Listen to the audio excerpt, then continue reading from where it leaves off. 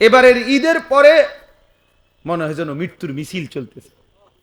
কি আশ্চর্য, এটা বুঝি না মালিকের ফয়সালা কি বাবা। প্রতিদিন যেন অ্যাক্সিডেন্ট, মৃত্যুর মিছিল শুরু হয়েছে, মনে হয় লাশের যেন মিছিল শুরু হয়েছে। আহা, এই জীবনের এই বাস্তবতার ভিতরেই আমরা বেঁচে আছি। তার কারণে আলো ফোটে না, দিল জাগে না, অন্তরাত্মা পরিষ্কার হয় না। এই জন্য প্রিয় ভাই, প্রিয় বাবা, পর্দার আড়ালের মা বোন, প্রত্যেকের জন্য এটা উচিত এই কথাটা ভাবা বুঝা। আল্লাহর কথা মনোযোগ দিয়ে শুনতে হয়, দিল দিয়ে শুনতে হয়। আমি সব সময় এটা বলি, সারা বছর বয়ানে আমি এই কথা এটা বলি যে আল্লাহর কথা দিল দিয়ে যেন শোনে। এই জুরাইতে জুরাইতে শুনলে ফায়দা হয় না, বুট খাইতে খাইতে শুনলে উপকার হয় না, মোবাইল টিপতে টিপতে, মোবাইল নিয়ে ব্যস্ততা থাকলে দিল জমে না, অন্তর খোলে না। কোরআনুল কারীমের মধ্যে আছে, আল্লাহ তাআলা বলছে, ফামান ইউরিদিল্লাহু আন ইয়াহদিয়াহু ইয়াশরাহ সাদরাহু লিল ইসলাম। আল্লাহ নিজে যাকে হেদায়েত দিতে চান, আল্লাহ তার অন্তর ইসলামের জন্য খুলে দেন। এটা আল্লাহর ফয়সালা। আল্লাহ দিল খুলে দেয়, শারহে সাদর, বক্ষ উন্মোচন করে দেয়। মুসা আলাইহিস সালাম আল্লাহর কাছে দোয়া করছেন, রব্বি ইশরাহ লি সাদরি, আল্লাহ আমার সিনা উন্মোচন করে দেয়। আল্লাহ নবী সাল্লাল্লাহু আলাইহি সাল্লামকে, নবীজিকে আল্লাহ বলছেন, আলাম নাশরাহ লাকা সাদরাক, বলেন তো বন্ধু, আমি কি আপনার বক্ষ উন্মোচন করে দেই না? আমি তো দিয়েছি, আমি তো দিয়েছি। আল্লাহ তাআলা বলছে, আফামান শারাহাল্লাহু সাদরাহু লিল ইসলাম ফাহুয়া আলা নূরিম মির রাব্বি। আল্লাহ বলেন, যাকে আল্লাহ তাআলা নিজে তার বক্ষ ইসলামের জন্য খুলে দিয়েছেন, আল্লাহই তার অন্তরে আল্লাহর পথে চলার জন্য, জান্নাতের পথে চলার জন্য আল্লাহ তাআলাই কুদরতি ভাবে তার অন্তরে নূর, আলো জ্বালিয়ে দিয়েছেন। এবার গুনার মজবার ভিতরে থাইকেই সে আল্লাহর পথে চলতে থাকে। হাজার লক্ষ বেপর্দা মহিলার ভিতরে থাইকাও এই সমাজে অসংখ্য এমন ইমানদার নারী আছে যে গোটা মহল্লা বেপর্দা, প্রত্যেক ঘরে ঘরে টেলিভিশন চলে, এর ভিতরেও 2 জন 4 জন 10 জন 20 জন 50 জন এমন ইমানদার নারী আছে যারা নর্তকীর নাচও দেখে না, নিজের ইজ্জতের হেফাজত করে আমৃত্যু যারা পর্দার উপরে নিজেকে পরিচালিত করে। সমাজের কোনো উত্থান পতন, নর্তকীর কোনো উল্লাস, বেপর্দা নারীর কোনো বেহায়াপনা ওদের উপরে কোনো আসর করে না। এমন অসংখ্য যুবকও আছে আলহামদুলিল্লাহ, যারা চারদিকের বন্ধুরা সব উল্লাস করে, নাচে, ফুর্তি করে, জিনা করে, মদ খায়, গাঁজা খায়, উলঙ্গ ছবি দেখে, নর্তকীর নাচ দেখে, মোটর সাইকেলের আড্ডা দেয়, অসৎ নারীর পিছনে জীবন শেষ করে, এমন অসভ্য জন্তুদের সাথে থেকেও এমন অসংখ্য যুবক আছে যে 5 ওয়াক্ত নামাজ তার রবের সেজদা আদায় করে। হ্যাঁ মিয়া, আলহামদুলিল্লাহ। জমিন কখনোই ভালো মানুষ থেকে খালি হয় না, ভালো মানুষ থেকে কি হয় না, খালি হয় না। আল্লাহর কুদরতে অসৎ মানুষ দ্বারা জমিন কখনোই পরিপূর্ণ হবে আর পৃথিবী থাকবে এমনটা হবে না।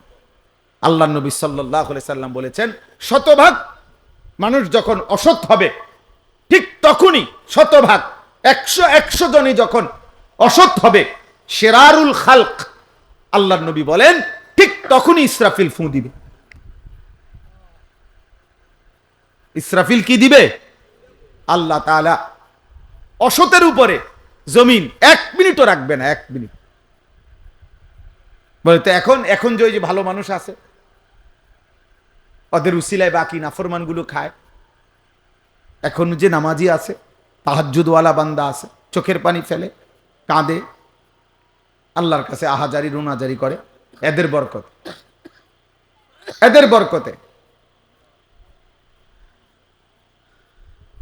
এই জন্য আমরা প্রত্যেকেই আমাদের জীবন চলার পথে কেউ গুরুত্ব দেন আর না দেন, আমরা আলহামদুলিল্লাহ দুয়ারে দুয়ারে আমরা বলে যাই, বয়স্ক বাবা যারা আছেন তাদেরকেও বলি, বাবা শেষ বয়স আল্লাহ যাদেরকে দিছেন আপনি কদর করেন, আপনি হিসাব মিলায় যান।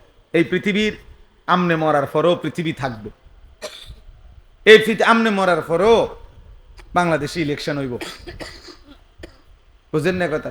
তারেক রহমানের পরেও আরো কেউ প্রধানমন্ত্রী হবে, উনিও একদিন ইন্তেকাল করবে না? হ্যাঁ। অতএব কে আসে কে যায়, শুধু কেবল রাত দিন, শুধু কেবল দুনিয়া দুনিয়া নিয়ে ব্যস্ত থাকা, 60 বছর 70 বছর 50 বছর বয়স্ক মানুষের মানায় না, উচিত না। 60 বছর বয়স এখনো উনি ওই জির ঘরের নাতি, ফুতের ঘরের নাতি নিয়া তার বিয়ে লইয়া উনি গ্রামের আড়ে, হ্যাঁ, ফুতের ঘরের নাতির বিয়ের জন্য, ফুতের ঘরের নাতির বিদেশের টাকা, সুদের টাকা, কিস্তির টাকা উনি খোঁজে। কত বড় অসভ্য মানুষ, কত বড় বেখবর, যার কবর দেখা যায়, যার মৃত্যু মুখোমুখি, উনি এখনো কিস্তি টাকা খোঁজে, সুদের টাকা খোঁজে। ছি ছি ছি। মানে মনে করছে আমার চারদিকের বাকি মানুষগুলো যদিও মারা গেছে, ওরা বোকা ছিল এই কারণে মরে গেছে, আল্লাহর রহমতে আমি যেই চালাক, আশা করি আমি মরতাম না, উনি মারা যাবেন। আপনার চাইতে চালাক, বুদ্ধিমান, শক্তিমান মানুষ পৃথিবীতে আগে বেশি ছিল। হযরত আদম আলাইহিস সালাম 60 হাত লম্বা ছিলেন। কয় হাত? 60 হাত। আল্লাহর নবী সাল্লাল্লাহু আলাইহি সাল্লাম বলেছেন আদমের সন্তান, সেই আদম আলাইহিস সালামের জামানা থেকে এই লম্বা সন্তান কমতে কমতে কমতে কমতে অনাই আমগো সাইজ, এখন আমরা যে সাইজ, এই সাইজ হয়েছে। এখন 6 ফিট মানুষ দেখলে আমরা সবাই গ্রাম চুক্তি, 6 ফিট মানুষ দেখলো আইটা আইব কি রকম, 7 ফিট মানুষ দেখলে আমরা সবাই তামসা দেখতে আসবে, 7 ফিট, আরে কস কি চাই লোকটাকেও। তাইলে সবকিছুই শক্তি, সামর্থ্য, যোগ্যতা সবই দিন দিন কমে আসতেছে, বাড়তেছে না, কমতেছে। তাইলে আমাদের চাইতে শক্তিধর, আওয়ালাম ইয়ালাম আন্নাল্লাহা কাদ আহলাকা মিন ক্বাবলিহি মিনাল কুরুনি মান হুয়া আশাদ্দু মিনহু কুওয়াতান ওয়া আকসারু জামআ। আল্লাহ তাআলা বলেন, হায় বান্দা, আমার প্রতিটা বান্দা তাদের ভাবা উচিত আমি আল্লাহ ইতিপূর্বে তোমাদের প্রত্যেকের পূর্বে তোমাদের চাইতে শক্তিতে বেশি, সম্পদে বেশি এমন অসংখ্য জাতি, ব্যক্তি, গোষ্ঠী, সম্প্রদায় আমি ধ্বংস করে দিয়েছি। আমি 40 হাত লম্বা মানুষ, 8 জাতি ধ্বংস করে দিয়েছি। 300 বছর, 350 বছর, 400 বছর হায়াত পাইতো যারা, এমন দীর্ঘ হায়াতওয়ালা মানুষকে আমি ধ্বংস করে দিয়েছি। উঁচা পাহাড়ের উপরে যারা আস্তা পাথর হাত দিয়ে আইনা, আলগি দিয়া আইনা যারা বাড়ি বানাইতো, ওয়া সামুদাল্লাযীনা জাবুস সাখরা বিল ওয়াদ। আল্লাহ তাআলা বলে এত শক্তিশালী জাতি সামুদ জাতি, আমি তাদেরকে ধ্বংস করে দিয়েছি। আদ জাতি কোরআনে আছে, হাদিসে আছে, কোরআনেও আছে, আইয়ুনা আশাদ্দু মিন্না কুওয়া, যারা প্রতিনিয়ত বলতো এ নবী আমাদেরকে আযাবের ভয় দেখাইও না, আমাদের চাইতে শক্তিতে বেশি এই গোটা সৃষ্টিতে আর কেউ নাই, কে দিবে আযাব? কার ক্ষমতা আছে আমাদের উপরে আযাব দিবে? আমাদের চাইতে ক্ষমতাধর আছেটা কে বেটা? আল্লাহ তাআলা যেন বলছেন আরশ আজিম থেকে, নাফরমান আমি আছি, আমি আল্লাহ, আমি আছি, আমি দিচ্ছি, শোন আযাব দেখ।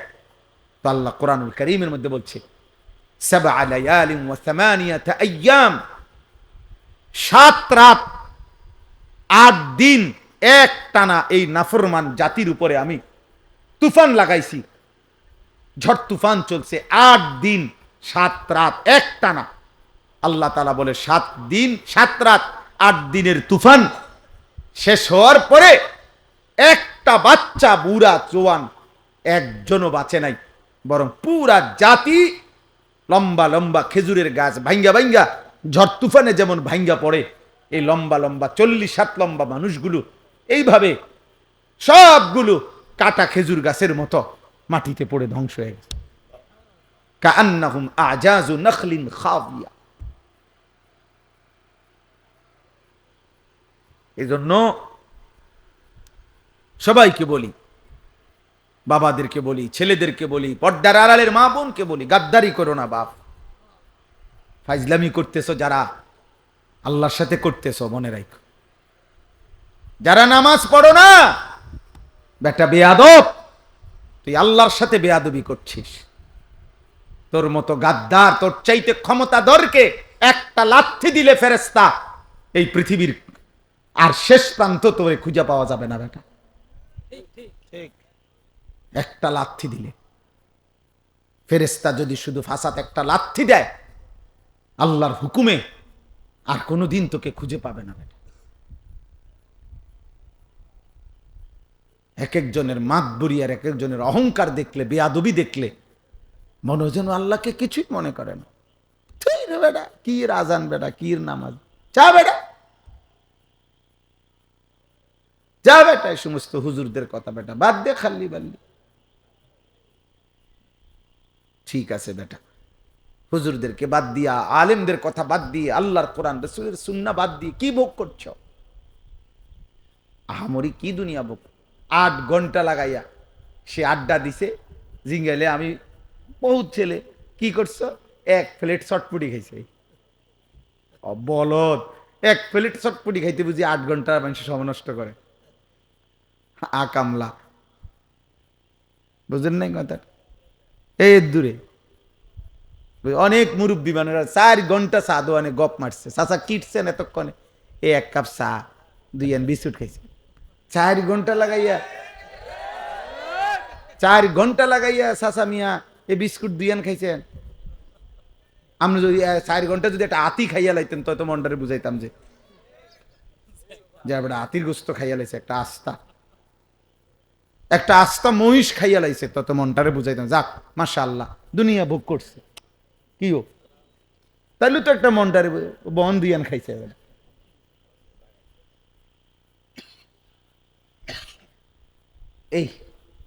এইটুকু দুনিয়া ভোগ করে আল্লাহকে ভুলে গেছে, আল্লাহকে ভুলে গেছে। ছি ছি ছি, সামান্য এইটুকু দুনিয়ার জন্য আল্লাহকে ভুলে যাওয়া, এটা বোকামি ছাড়া আর কিছু না। আল্লাহ বলছে বান্দা, আল্লাহাকুমুত তাকাসুর হাত্তা যুরতুমুল মাকাবির। দুনিয়ার নেশা তোমাদেরকে আখিরাত ভুলাইয়া দিল, কিন্তু যত ভুলেই থাকো না কেন এই কথা মনে রেখো, একদিন তোমাকে কবরস্থানেই পৌঁছতে হবে। এখানে সূরা বাকারা তো আছে, আল্লাহ তাআলা বলে, কোরআনুল কারীমের সূরা বাকারাতে আছে, ইয়াহুদিরা, কাফেররা, মুশরিকরা চাইতো লাউ ইউআম্মারু আলফা সানা, যদি তাদেরকে 1000 বছর হায়াত দিত কতই না ভালো হইতো, পৃথিবী ভোগ করত। আল্লাহ তাআলা বলেন, হে নাফরমান, এই যে পাইছি দেখছেন একবারে জেন্দে উল্টাইছে, এই যে এই পৃষ্ঠাটাই, ইয়াওয়াদ্দু আহাদুহুম লাউ ইউআম্মারু আলফা সানা। আল্লাহ তাআলা বলেন নাফরমান আল্লাহর চায় সে যদি 1000 বছর হায়াত পাইত। আল্লাহ বলেন, আরে বলো, ওমা হুয়া বিমুজাহজিহি মিনাল আযাবি আন ইউআম্মার, তুমি আগে এটা বলো 1000 বছর না 10,000 বছরও যদি হায়াত পাও, এরপরেও মৃত্যু তো তোমাকে বরণ করতেই হবে, তো আযাবকে তুমি থামাইবা কেমনে? বাঁচতে বাঁচতে নয়তো 1000 বছরই বাঁচলা আর কি, এরপরেও কি মরতা না? কথা বলে না? এরপরেও কি আযাবের মুখোমুখি হইতা না? তাহলে যে সত্য নিশ্চিত গ্রহণ করতেই হবে, তাকে ভুলে থাকা কেন? বুঝো নাই বাবা? তুমি আগে এটা বুঝ করো। আমার কথা হলো, তোমরা যারা নামাজ পড়ো না, তোমাদের চেহারা দেখলেই তো বোঝা যায় বেনামাজি বেশি। তো তোমরা বাবা এটা বলো, তোমরা যারা ভাবতেছো, তুমি যুক্তিতে তোমার বিবেকের সাথে বোঝাপড়া করো। তুমি যদি মনে করো আর অনেক দিন বাঁচবা, তো সেটা কয় দিন? 1000 বছর? আল্লাহ বলছে 1000 বছরই বাঁচো, ঠিক আছে, কিন্তু এরপরও বলো 1000 বছর পরে হইল তুমি আল্লাহর আযাব থেকে নিজেকে রক্ষা করতে পারবা কিনা বল। তো তাইলে আর লাভ কি? 1000 বছর পরে হইলেও তো ওই মালিকের কাছেই ধরা দিতে হবে না, তো আর লাভ হইল কি? এ ধরা যেহেতু নিশ্চিত, আল্লাহর কাছে ফেরা যেহেতু নিশ্চিত, মৃত্যু যেহেতু নিশ্চিত, তাইলে এটাকে গ্রহণ করা এটাই উচিত। গত পরশুদিন আমি আমার শায়েখ আল্লামা মুফতি মুশতাকুর নবী কাসিমি হুজুরের সাথে বরিশাল ছিলাম মাফ। তো ওইখানে একজন ডিআইজি সাহেব, পুলিশের ঊর্ধ্বতন কর্মকর্তা, উনি একটা সুন্দর কথা বলছেন, ভাল লাগছে ওনার এই কথাটা। উনি বলছেন আমাদের জীবনের সবচেয়ে অনিশ্চিত হলো বেঁচে থাকা, আর আমাদের জীবনের সবচেয়ে নিশ্চিত বিষয় হলো মৃত্যু। আমরা মরে যাব এটাই নিশ্চিত বিষয়, আমরা বেঁচে আছি এটা অনিশ্চিত বিষয়। ঠিক কতক্ষণ বেঁচে আছি তার কোনো নিশ্চয়তা আমাদের কাছে নাই। আমাদের গতকালকে কুমিল্লা কালাকচুয়া মিয়ামি হোটেল, একটা বিখ্যাত হোটেল, আমাদের বাংলাদেশের একজন প্রখ্যাত আলেম, ঢাকা জামিয়া রহমানিয়া আরাবিয়া শেখুল হাদিস আল্লামা মামুনুল হক দামাত বারাকাতুহুমের যে মাদ্রাসা, ওইখানকার মুহাদ্দিস প্রধান মুফতি হযরত মাওলানা মুফতি আব্দুল মুমিন রাহিমাহুল্লাহু তাআলা, হুজুর গতকালকে ঢাকা যাচ্ছিলেন পরিবার নিয়ে, এই মিয়ামি হোটেলে নাস্তা করে বের হইছেন, পিছনে স্টারলাইন বাস একটা ধাক্কা দিছে, প্রাইভেট কারটা একদম পিছালাইছে। হুজুর অনেক বড় আলেম, ওনার বিবি, ওনার একটা উপযুক্ত মেয়ে, একটা হাফেজে কোরআন ছেলে, এই চারজনই তৎক্ষণাৎ শাহাদাত বরণ করছেন, ইন্তেকাল করছেন। ড্রাইভারটাও মারা গেছে। এই 10-5 মিনিট আগে যে মাত্র নাস্তা করলো, হোটেল থেকে বের হইলো, যে জানতো না আগামীর মুহূর্তটা শুধুমাত্র এখান থেকে এখানে রাস্তা পার হইতেছে, আল্লাহ তাআলা তাকে যেন ডাক দিয়ে বলছে, বান্দা চলে আসো, আর লাগবে। তাইলে এত নিশ্চিত মৃত্যু যার, যার প্রতি ঘন্টা মিনিট সেকেন্ড মৃত্যু যার কাঁধে ঘাড়ে, মৃত্যু যার ঘাড়ের কাছে, তার এত উল্লাস, এত অসভ্যতা, এত নাফরমানি মানায় না রে আব্বা, মানায়। এত নোংরামি মানায় না। যদি কমপক্ষে 100 বছরের নিশ্চয়তাও থাকতো, তাইলেও একটা কথা ছিল যে ঠিক আছে, আমি গুনে গুনে 60-70 বছর পরে আমি যেহেতু 100 বছর বাঁচবো, 60-70 বছর পরে ভালো হয়ে যাব, তার তো কোনো নিশ্চয়তা আমাদের কাছে নেই। আছে কি? এদিন আমি নাজিরা বাজারে, এই গত 3 দিন আগে রাত্রে 2টা-2:30টার দিকে ইউটার্ন নিচ্ছি, আমার গাড়ি ঠিক ইউটার্নের মুখে মোটরসাইকেল, মনে আমি ইউটার্ন নেওয়ার 10-15 মিনিট আগে খুব সম্ভব হবে বাড়ি দিছে মোটরসাইকেল রে। এই মোটরসাইকেল হেলমেট পরা লোকটা লাশ পড়ে আছে, আর তাকাইয়ে রইলাম, খোঁচা খোঁচা দাড়ি আছিল চেহারাটায়, মাঝ বয়সী লোক হবে। হায়, এভাবে প্রতি মুহূর্তে ফেরিতে উঠছে বাস, আস্তা বাস পানিতে পড়ে গেছে। বাবা চিৎকার করতেছে সন্তানের জন্য, মা চিৎকার করতেছে সন্তানের জন্য। চলন্ত ট্রেন আমাদের পদুয়ার বাজার, এবারের ঈদের পরে মনে হয় যেন মৃত্যুর মিছিল চলতেছে। কি আশ্চর্য, এটা বুঝি না মালিকের ফয়সালা কি বাবা। প্রতিদিন যেন অ্যাক্সিডেন্ট, মৃত্যুর মিছিল শুরু হয়েছে, মনে লাশের যেন মিছিল শুরু হয়েছে। আহা, এই জীবনের এই বাস্তবতার ভিতরেই আমরা বেঁচে আছি।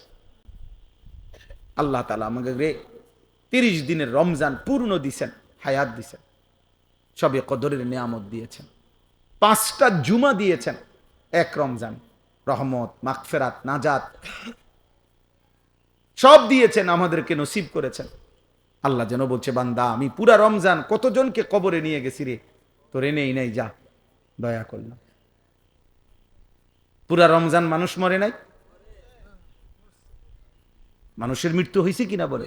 রোজাদার মানুষ মরে নাই? ভালো মানুষ মরে নাই? নেককার লোক মরে নাই?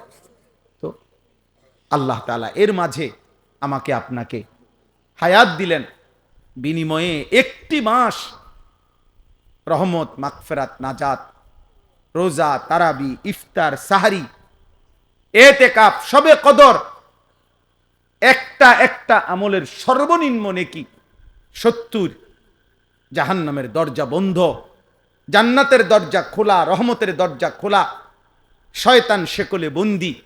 এত কিছু দিয়ে যেই মাসকে সাজাইয়া পুরাটা মাস আমারে দিলেন আল্লাহ, 1 মাস পরে এত বড় নিয়ামত পেয়ে তার জীবনে কি কোনো পরিবর্তন হওয়া উচিত না?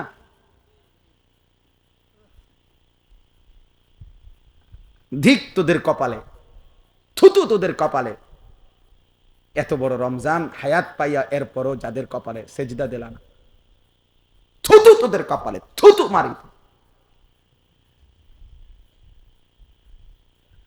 থুতু তোদের কপালে। বদনসিব তোরা, দুর্ভাগা তোরা, অসভ্য বেয়াদব তোরা, এই জমিনে গাদ্দার, এই জমিনের নিকৃষ্ট জানোয়ার, পশুর চাইতে অধম, রাস্তার জন্তু জানোয়ারের চাইতে নিকৃষ্ট না ওই বেনামাজি ছেলেগুলো। তোরা এই জমিনের সবচেয়ে বড় বেয়াদব, এই জমিনের সবচেয়ে অসভ্য গাদ্দার, যারা এমন মালিকের এত বড় ইহসান, দয়াকে এভাবে প্রত্যাখ্যান করে। কোরআনুল কারীমের মধ্যে আছে, সাআলা সাইলুম বিআযাবিন ওয়াকি', মক্কার কাফের বেঈমান নবীজি যখন বলতো আল্লাহ তোমাদেরকে আল্লাহর ইবাদত না করলে, ঈমান না আনলে আযাব দিবে, তো মক্কার এক কাফের ছিল নজর ইবনে হারেস, কাফের সর্দার, এই বেঈমান নবীজির সামনেই বলতো, এ আল্লাহ, মোহাম্মদ যে কয় আমরা তোমারে না মানলে কি আযাব দিবা বলে, চাই কি আযাব চান দাও। খোদার কসম তাফসীর আছে, এই বেঈমান এটা বলতো, নবীজিকে বিদ্রুপ করতো, এই এখন দেখ কি আযাব চাই, আপনার কাছে কিতা আযাব আছে, এইভাবে বলতো। আল্লাহ তাআলা বলে, বন্ধু এই বেঈমান আপনার সামনে আমি আল্লাহর আযাব চাচ্ছে, আপনি তারে বলেন লিল কাফিরিনা লাইসা লাহু দাফি', নিশ্চিত আযাব আসবেই আসবে। সেই আযাব যখন আসবে, শুরু হবে, তো গোটা কায়নাত মিলেও আর এটা প্রতিহত করতে পারবে না, আর কেউ পারবে না। মাতবুরি তো মাতবুরি আমরা সবাই দেখাই, এক একজনের মাতবুরি দেখলে, হ্যাঁ, এক এক ছেলে তোমাদের অহংকার আর মাতবুরি দেখলে মনে যেন তোমরা 7 মহাদেশের বাদশা। কিন্তু সামান্য যদি 1 ঘন্টায় 6 বার পাতলা পায়খানা হয়, এরপরে দেখা যায় আর অহংকার ছুটে যায়। তাহলে বড়াই করো কেন আব্বা? যার পেট থেকে বেশি পায়খানা বেশি বাইরিলে যে অসহায় হয়ে যায়, দুর্বল হয়ে যায়, সামান্য পায়খানার সামনে যে নিজের শক্তি ধরে রাখতে পারে না, এমন দুর্বল মানুষ, তার জন্য অহংকার করা সাজে? বলে আল্লাহ আমাদেরকে বুঝ দান করে, আল্লাহ তাআলা আমাদেরকে বিবেক দান করে। অতএব রমজান পরবর্তী আমি মনে করাই দিলাম প্রত্যেকের কাছে, আল্লাহ তাআলা কোরআনুল কারীমে বলছেন, তাবারাকাল্লাযী বিয়াদিহিল মুলক ওয়াহুয়া আলা কুল্লি শাইইন কাদির। আল্লাহ তাআলা বলেন সুউচ্চ সুমহান, তাআলা ওয়া তাআযামা, সুউচ্চ সুমহান সত্তা সেই আল্লাহ, গোটা কায়নাতের সমস্ত রাজত্ব মালিকানা একমাত্র যার হাতে। কার হাতে? আল্লাহ তাআলা বলেন ওয়াহুয়া আলা কুল্লি শাইইন কাদির। সূরা মুলক, এটা কোরআনুল কারীমের অত্যন্ত ফজিলতপূর্ণ সূরা। 30টা আয়াত এই সূরার। নবীজি সাল্লাল্লাহু আলাইহি সাল্লাম বলেন এই সূরাটি যে ব্যক্তি নিয়মিত তেলাওয়াত করবে, কিয়ামতের দিন ফেরেশতাদের সাথে ওই ব্যক্তির পক্ষ নিয়ে এই সূরা খাসামাত আন সাহিবিহা, ফেরেশতাদের সাথে তর্ক করবে। ফেরেশতা করে বলবে, আমি সূরা মুলক, এই সূরাকে আমার আল্লাহর এই বান্দা পড়ছে নিয়মিত প্রতিদিন, ওরে জান্নাতে না ঢুকাইয়া আমি যাব না। ফেরেশতা তর্ক করবে যে ওর আমল খারাপ। ওই বলবে না, ওই সূরা মুলক পড়তো নিয়মিত, ওরে তুমি জাহান্নামে নিতে পারতা না। হাদিসে আল্লাহর নবী বলেন হাত্তা আদখালাতহুল জান্নাহ, এমনকি এই সূরা ওই ব্যক্তিকে জান্নাতে ঢুকাইয়াই ছাড়বে। এমন সূরা মুলক। নবী সাল্লাল্লাহু আলাইহি সাল্লাম বলেন ইন্না ফিল কুরআনি 30 আয়া শাফাআত লিসাহিবিহা হাত্তা গুফিরা লাহ।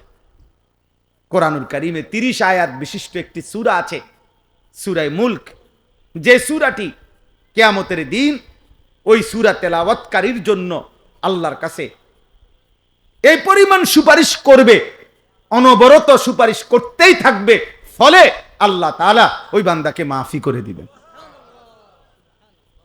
তাবারাকাল্লাযী বিয়াদিহিল মুলক ওয়া হুয়া আলা কুল্লি শাইইন কাদির।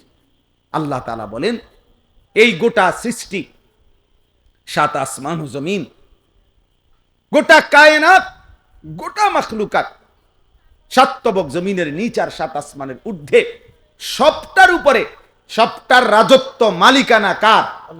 আর সবটার উপরে আল্লাহ একই মুহূর্তে পূর্ণ ক্ষমতাবান, পূর্ণ ক্ষমতা। আলা কুল্লি শাইইন কাদির। আল্লাহ তাআলা একটি চালাইতে গিয়ে আরেকটি পরিচালনা করতে অসুবিধা হয় না। 7 আসমানের ঊর্ধ্বে তিনি যখন দেখে, ঠিক ওই সেকেন্ডে 7 তবক জমিনের নিচেও তিনি দেখে।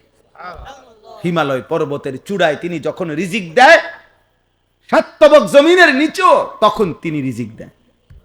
সাগর আর পাহাড় সব আল্লাহর কাছে বরাবর, সব আল্লাহর কাছে কি? 7 আসমানের ঊর্ধ্ব আর 7 তবক জমিনের তলদেশ আল্লাহর কাছে কি? বরাবর, বরাবর সমান, একই সাথে একই মুহূর্তে। আল্লাহ সর্বশক্তিমান, সর্বশক্তিমান। কোনো কিছুই আল্লাহকে দুর্বল করতে পারে না, কোনো কিছু আল্লাহকে বাড়াইতেও পারে না। নবীজি বলছে তোমরা সবাই সেজদা দিয়া, যদি সবাই একেবারে সকলেই যদি মুত্তাকি আল্লাহওয়ালা হও, তবু আল্লাহর শান মর্যাদা বাড়বে না। আর তোমরা সবাইও যদি আল্লাহর নাফরমানি করো, তারপরও আল্লাহর মর্যাদার